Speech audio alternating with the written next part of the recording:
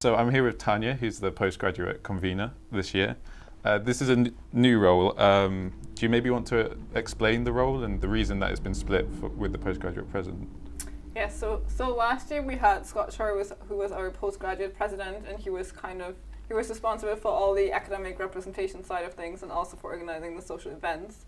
And then with the restructuring of St. Leonard's College and that being the postgraduate college within the university, there were more responsibilities for that position, so the workload exploded. So we decided that would be good to split the roles and have the postgraduate president as a society president focusing on the event schedules for the year and for Freshers Week, and then having the postgraduate convener, which is my role now, to be the academic representative.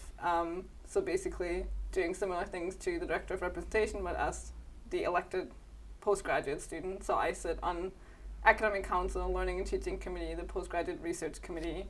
I have regular meetings with the provost executive group and do all these kind of things. And then we've also set up postgraduate representatives to try and mirror the class rep system.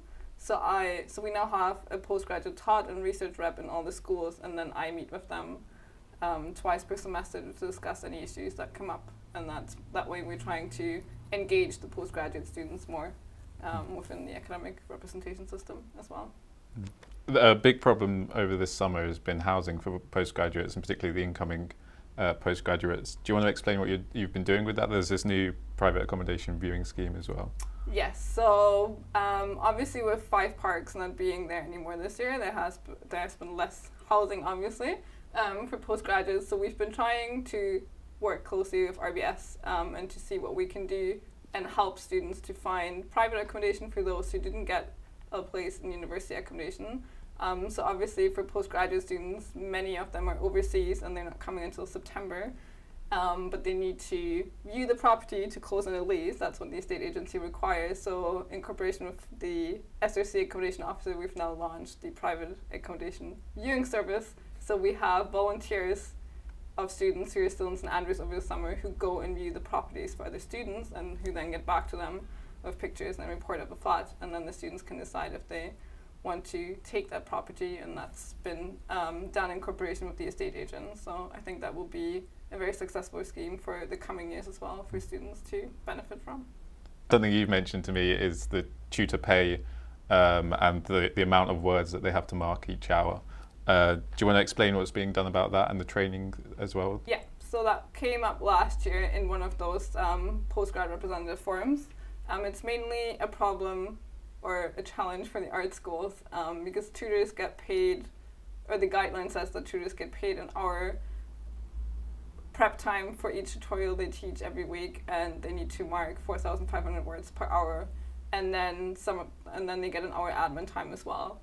So obviously that's the tutors, especially the tutors who do care about their students a lot, spend a lot more time on preparing the tutorials and marking than they're actually being paid for. So we've been trying to address those issues quite successfully with the art schools in cooperation with the provost, and seeing that there's leeway in the guidelines and that the students can pay them more hours or lower the word count that the tutors have to mark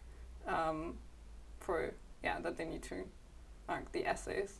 And then for training, KPUT runs the training courses for tutors and has been doing so for the past years, and we're trying to just improve on the training they get and make it a bit more school specific, and also get the schools to hand out tutor handbooks at the beginning of each year so the tutors know what they're expected to do and they know their rights and how everything works.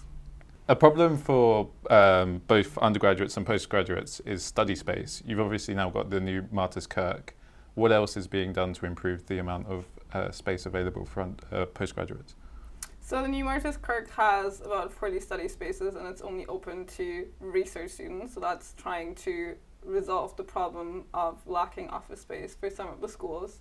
And just like undergrads, the rest of the postgrads, especially the top postgrads, are in need for study space, and we're trying to work with the schools to find study space within the schools, because some schools like art history, they have a dedicated room for their taught program, like museum and gallery studies. Obviously with the refurbishment of the gateway, we'll have more study space in the ground floor of the gateway that can be used by management students, and just trying to work with the library and the states to find more study spaces that are not the main library. I mean, we do realize that students like to work in the main library, but especially postgrads find the main library too noisy oftentimes. So I think there is potential for them to use other facilities within the university. Mm-hmm. Something that always seems to strike me particularly is that postgraduates don't get as involved in the Students' Association as undergraduates. Why do you think that's the case, and what are you doing to remedy that? I think the problem for the taught postgrads is that they come here for a year. So we arrive in September, and then I mean, we do take part in Freshers Week, but then we're just so involved in our course load, and there's so much we have to do, and it's just this 1 year, and basically in October, November, we already have to think about what am I doing next year. If I want to do a PhD, I need to apply for a PhD. If I want to do a job, I need to apply for a job. And then there's all these applications and coursework, and there's just no time really for extracurricular activities. And to be fair, I didn't really get involved in my first year here either as a taught student, and really have been picking up that as a research student now because there's just more time.